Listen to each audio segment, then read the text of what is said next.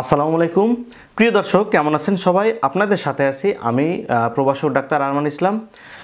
প্রিয় দর্শক, আজকে ভিডিওটিতে কথা বলবো পুরুষের লিঙ্গের সাইজ নিয়ে। তো পুরুষের লিঙ্গের সাইজ দু ধরনের হয়ে থাকে, একটি হলো শোয়ার পেনিস আর একটি হলো গ্রোয়ার পেনিস। তো প্রিয় দর্শক, আলোচনা করার আগে একটি কথা বলে রাখি, সেটি হচ্ছে অনেক পুরুষ দুশ্চিন্তা করে যে তার পেনিসটি অনেক ছোট। তো এই দুশ্চিন্তাটি তার মাথায় কিভাবে আসছে? হয়তো সে তার ফ্রেন্ডের লিঙ্গ দেখছে যে তার থেকে একটু বড়, এবং উত্থানজনিত অবস্থায় দেখে নাই, মানে এমনি নর্মাল অবস্থায় দেখছে যে তার লিঙ্গ উত্থান না হলে যতটুকু হয় তার ফ্রেন্ডের লিঙ্গ তার থেকে বড়। তো এইখানে মিসকনসেপশন হলো, তাকে আগে জানতে হবে লিঙ্গের সাইজটি আসলে কেমন হয়।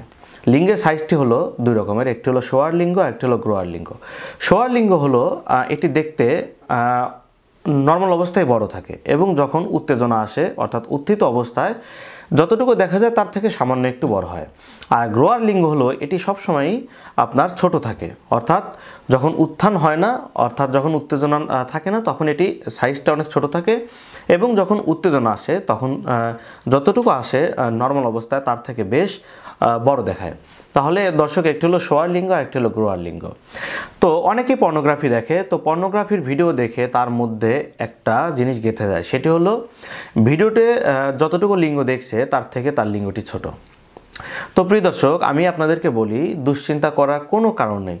ভ্যাজাইনা থেকে সার্ভিক্স পর্যন্ত অর্থাৎ ইউটেরাসের আগ পর্যন্ত ফিমেলের ওই জায়গাটা, যে জায়গাটা পুরুষ মেলামেশা করে, তার জায়গাটার আপনার হলো দৈর্ঘ্য হলো 3 থেকে 5 ইঞ্চি, আর প্রত্যেকটা পুরুষের লিঙ্গ 3 থেকে 5 ইঞ্চির মধ্যে। তো এটি নিয়ে দুশ্চিন্তা করার কোনো কারণ নাই। আর ভৌগোলিক দিক থেকে এশিয়ার তুলনায় ইউরোপের মানুষের অর্থাৎ পুরুষের লিঙ্গের সাইজ একটু বড় হয়। আবার লিঙ্গের সাইজ বেশি বড় হলেও কিন্তু দর্শক সমস্যা, সেটি কীরকম? অর্থাৎ সহবাসের সময় যখন তার স্ত্রীর কামরস একটু কম বের হবে, তখন কিন্তু ইন্টারকোর্সটা অনেক সময় ইরিটেশন হবে, আপনার পেইনফুল হবে, তখন কিন্তু সুখ থেকে স্ত্রী বঞ্চিত হবে। এই জন্য যার যতটুকু লিঙ্গ আছে এটি নিয়ে হ্যাপি থাকুন, কারণ আল্লাহ তাআলা তার সৃষ্টিতে কোনো সময় কার্পণ্য করেননি। অর্থাৎ আপনার লিঙ্গ যতটুকু প্রয়োজন তার থেকে আল্লাহ তাআলা বেশি দিয়েই কিন্তু আপনাকে সৃষ্টি করছেন। তাহলে দর্শক, আজকে থেকে এই দুশ্চিন্তাটি মাথা থেকে ঝেড়ে ফেলুন। তাহলে লিঙ্গ দুই রকমের হয়, একটি হলো শোয়ার লিঙ্গ, একটি হলো গ্রোয়ার লিঙ্গ।